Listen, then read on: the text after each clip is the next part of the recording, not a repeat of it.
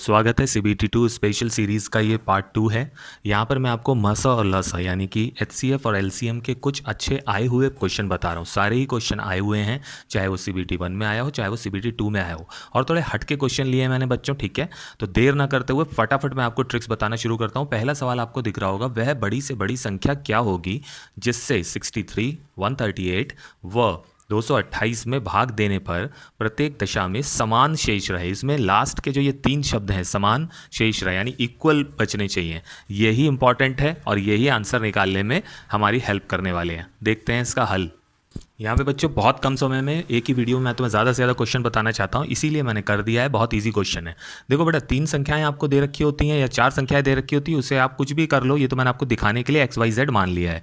Formula इसका है factorial X minus Y comma factorial Y minus Z comma factorial Z minus X. Factorial यहाँ पे होने से क्या होता है बेटा कि माइनस आपका कोई नहीं कुछ भी आपको प्रॉब्लम देता है। आपका क्या हो गया, ये प्लस का 75 प्लस का 90 प्लस का 165 माइनस करने पर इनका आपको एचसीएफ या मासा निकाल लेना है। मासा निकल के आपका आ जाएगा और यही आपका वो आंसर होगा, वो बड़ी से बड़ी संख्या जो इससे भाग देने पर समान शेष रहेगा इससे।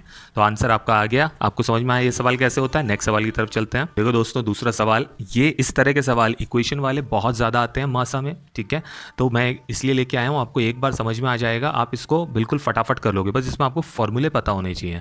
क्वेश्चन है x की पावर 6 माइनस 1 और x की पावर 4 प्लस 2x की पावर 3 माइनस 2x माइनस 1 का मासा क्या होगा। मासा मतलब HCF क्या होगा। दिखाता हूँ इसका आंसर। बहुत इजीली ये भी क्वेश्चन आपका हल हो जाएगा बच्चों। देखो, x की पावर 6 और 1 को क्या हम लिख सकते हैं ऐसा, एक्स स्क्वायर की पावर 3 माइनस 1 की पावर 3 बिल्कुल लिख सकते हैं। सूत्र आपको पता है a cube minus B cube का, a minus B, A square plus B square plus A B. बस उसमें मैंने इसको रख दिया और यहाँ इतना ही छोड़ दो। दूसरे वाली इक्वेशन को दूसरी तरफ लिखिए। एक्स स्क्वायर, ये -1 मैंने यहाँ पर ले लिया इसको, ठीक है, और बाकी दोनों में मैंने कॉमन ले लिया 2x, तो आ गया आपका एक्स स्क्वायर माइनस 1। ठीक है, अब आपने क्या करा, यहाँ 4 की पावर थी, एक्स स्क्वायर की पावर स्क्वायर माइनस 1 की पावर है ना, 1 स्क्वायर हो जाएगा और बाकी ऐसा ही रहने दो। ये क्या बन जाएगा, a प्लस बी और a माइनस बी, वही लिख दिया।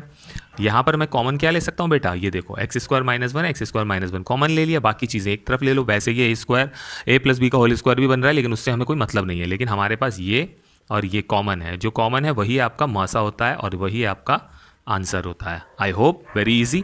अब अगला और आखिरी क्वेश्चन जो कि थंबनेल में आपने देखा है उसको देखते हैं। अगला क्वेश्चन आपके सामने है। ये कई बार, कम से कम 2 से 3 बार मैंने अलग अलग संख्याओं के साथ देखा है इस क्वेश्चन को। अच्छा क्वेश्चन है, समझो बेटा। वह सबसे छोटी संख्या कौन सी है जिसे 1936 यानी 1936 से घटाने पर प्राप्त संख्या को 9, 10 या 15 में से किसी से भी भाग देने पर शेष 7 रहेगा। ऑप्शन आपके सामने है। सवाल कैसे करना है दिखाता हूँ। बहुत इजी है बच्चों, थोड़ा सा समझिए। देखिए बेटा, सबसे पहले तो आपको ये तीनों चीज़ें हैं और आपको सबसे छोटी संख्या का है, तो ये तो आपको पक्का है कि लसा ही होगा। तो लघुत्तम समापवर्ती यानी LCM आपने निकाला तो आपका क्या आया, 90। अब आप 90 में ऐसी चीज़ की मल्टीप्लाई करिए, ये चीज़ आपको थोड़ा सा दिमाग लगाना है, जो कि 1936 से छोटा हो। तो मैंने यहाँ पे मल्टीप्लाई करी 1890 आया। अगर मैं इसमें 22 से मल्टीप्लाई करूँगा तो वो 1990 आ जाएगा, ठीक है, 1980, तो वो इससे बड़ा हो जाएगा। इसलिए 1936 से छोटा हमारे पास 1890 है।